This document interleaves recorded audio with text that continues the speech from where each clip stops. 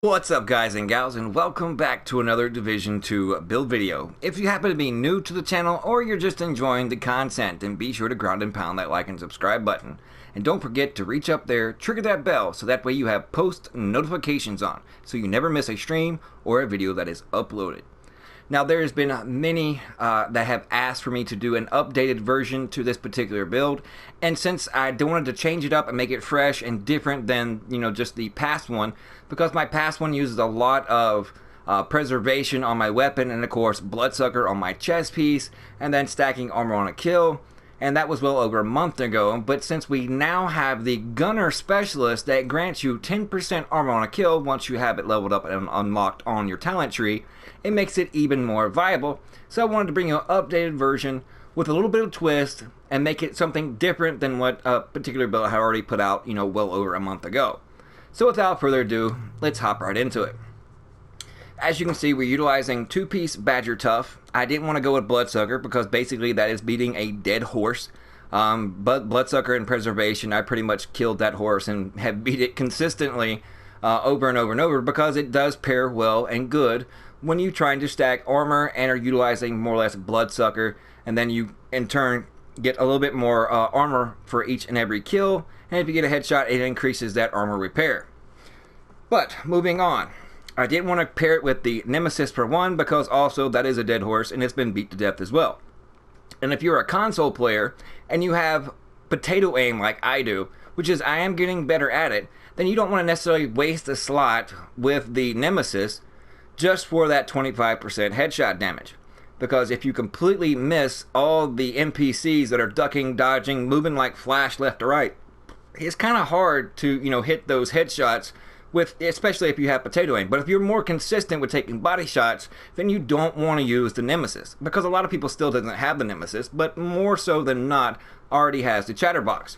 And the Chatterbox pairs well also with the Gunner Specialist, because for every kill, once you reload, you gain 20% rate of fire. Pair that with the Gunner Tree talent of every kill, get 5% rate of fire, so you get a total of 25% rate of fire, as all you have to do is reload. So that comes in really, really nice when you're having to mow down lots of NPCs or some elites and get that really, really fast rate of fire. Now moving on to the P416. The base is 24k even, and I'm utilizing nearsighted. Now you can use Ranger. As you can see, it's 23.6, so I might be able to edge out a little more damage from NPCs at range. Or like I said, I could go with Preservation, but that horse has been beaten time and time again. So I went with something that'll help out my complete potato aim, and that is nearsighted. Nearsighted states receive 35% stability at the cost of negative 20% critical strike range. But since we are not utilizing crit chance or crit damage, then basically we get free 35% stability. And of course Allegro for that additional 10% rate of fire, and then recharged.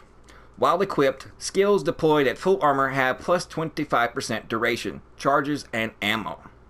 And in the mods, we have the 8% damage to elites, plus 20 rounds, and we minus 10% reload speed, but that accumulates up to like 0.3 seconds, so it's nothing that you can really notice. So I went with accuracy on my underbarrel instead of that 10% reload speed to negate the negative 10% reload. And then 5% damage to elites on my muzzle brake, but mod it as you see fit into your liking.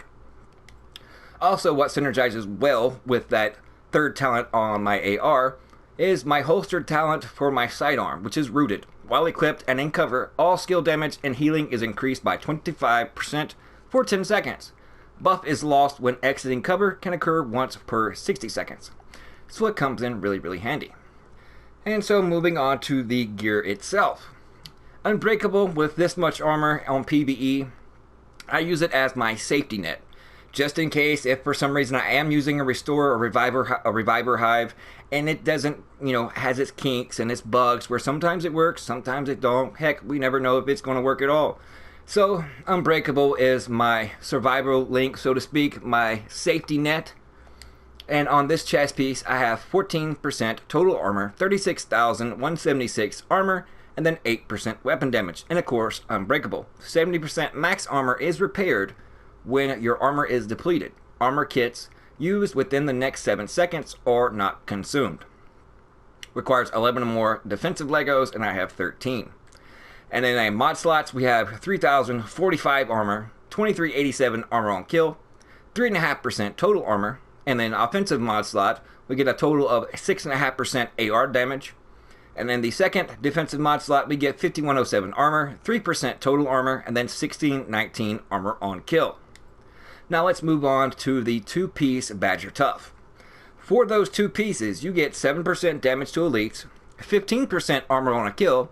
That goes well with the 10% armor on a kill coming from the Gunner Specialist on its talent tree. So a total of 25% armor on kill. So that equates to around 80k armor on a kill just from that alone.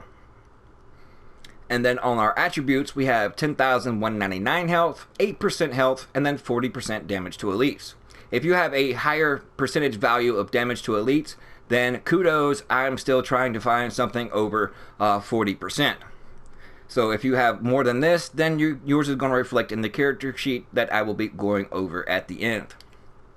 Now moving on to the backpack, we got 4 defensive Legos in our backpack, 7% health, 8.5% total armor, 9232 health, and then 27,254 armor. Now you're probably like, well, he doesn't have an offensive attribute there, so he's missing out on some damage. Well, I thought that too, and out of all the Badger Tough that I come across, I was only getting like 3 or 4%. So I asked myself, what would I get more value out of utilizing something like that only had a defensive mod slot, and I could be a little, tankier possibly, depending on what attributes I rolled on it. Or I just would go with this one, up the armor value on it, get a lot more tanky, and then find one that had an offensive mod slot, such as this one. So I get 6% AR damage from this offensive mod slot. So since all my rolls that I've been finding on Badger Tough backpacks have been super, super low, with other attribute, low rolls on them, this was my best option. So if you're able to get a Badger Tough backpack that does have an offensive Lego on it, to where it's, 6% or higher, then I would recommend going with that. But if you're getting lowballed below 6% but have a 6 or 6.5% AR damage mod, then find you a backpack like you see on the screen like I have, and it works really, really well. Now on to the holster. The Heliguard holster is basically my favorite piece, just because you can have really high attribute stats on it, and of course also you get 2 offensive mod slots. In this case, I have 2 6.5% assault rifle damage mods for a total of 13% weapon damage. And then in this case, I have on this particular one 2 defensive rolls, one 15,734 armor on a kill, and then 13,491 health. So just in these pieces alone, we're getting over 6,000 armor on kill from our mods on our chest piece, another 15,000 here, so that puts us at 21. And then if you add that 80% onto what I get for the 25% armor on kill, you're getting well over 100k armor on kill, which is really, really nice. Because the more armor you have, the bigger percentage chunk that you actually get from the percentage based of the 15 and 10% variety of armor on kill. The more armor you have, the bigger chunk you're going to get back. So you do want to stack as much armor as possible. So if you're on like 250 to 270 armor, you're not really going to get that much back. You could utilize Bloodsucker to kind of bridge the gap. But in my opinion, if you're going to go with Bloodsucker anyways, and Bloodsucker is based on a percentage of your total armor pool, you also want to be well over 300k in armor to get the most bang for your buck. Some may not have the stats or the rolls to be able to, but that is something you should aim for in having. Now let's go to my character sheet. As you can see, 23,963 weapon damage, 35% stability, 10% accuracy, 19.5% all weapon damage, and then 57% assault rifle damage. So a total of, I think that's 76.5% all weapon damage.